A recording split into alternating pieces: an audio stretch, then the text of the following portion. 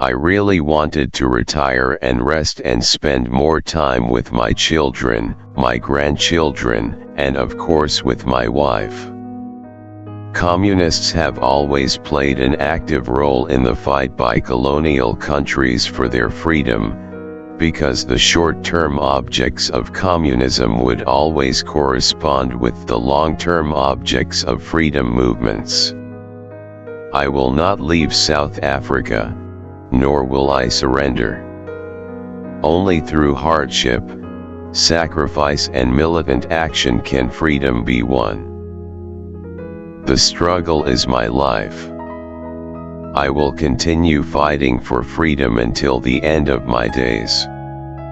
If the United States of America or Britain is having elections, they don't ask for observers from Africa or from Asia. But when we have elections, they want to be observers. I cannot conceive of Israel withdrawing if Arab states do not recognize Israel, within secure borders. Our single most important challenge is therefore to help establish a social order in which the freedom of the individual will truly mean the freedom of the individual. I have been influenced in my thinking by both West and East. I realized quickly what Mandela and Tambo meant to ordinary Africans. It was a place where they could come and find a sympathetic ear and a competent ally, a place where they would not be either turned away or cheated, a place where they might actually feel proud to be represented by men of their own skin color. I can't pretend that I'm brave and that I can beat the whole world. The United States has made serious mistakes in the conduct of its foreign affairs, which have had unfortunate repercussions long after the decisions were taken. I am confident that nobody will accuse me of selfishness if I ask to spend time, while I am still in good health, with my family, my friends, and also with myself. I started to make a study of the art of war and revolution and, whilst abroad, underwent a course in military training.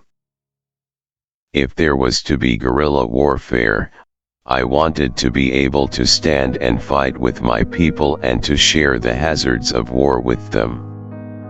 There are many people in South Africa who are rich and who can share those riches with those not so fortunate who have not been able to conquer poverty.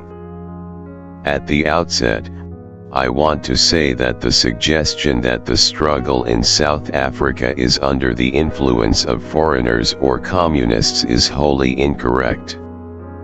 I have done whatever I did because of my experience in South Africa and my own proudly felt African background, and not because of what any outsider might have said. We can't afford to be killing one another.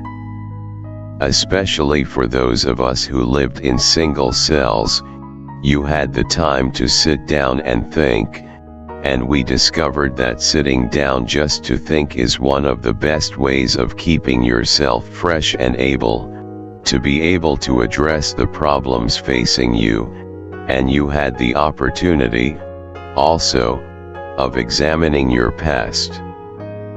Before I went to jail, I was active in politics as a member of South Africa's leading organization, and I was generally busy from 7 a.m. until midnight. I never had time to sit and think.